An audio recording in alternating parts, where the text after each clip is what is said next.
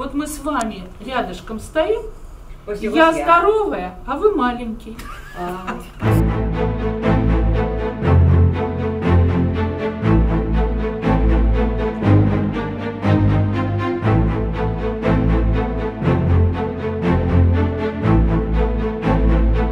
Республики вправе устанавливать свои государственные языки в органах государственной власти, органах местного самоуправления, государственных учреждениях республики.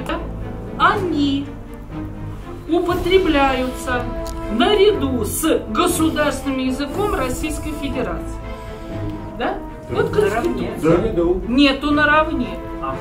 А как Вы же? не согласны с равноправием? Так это, понимаете, это да, наряду. Я вашему Миниханову обречала. Вот мы с вами, что такое на русском языке наряду?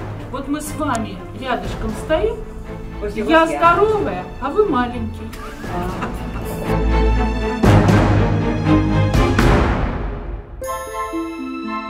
Что в Конституции написано республики?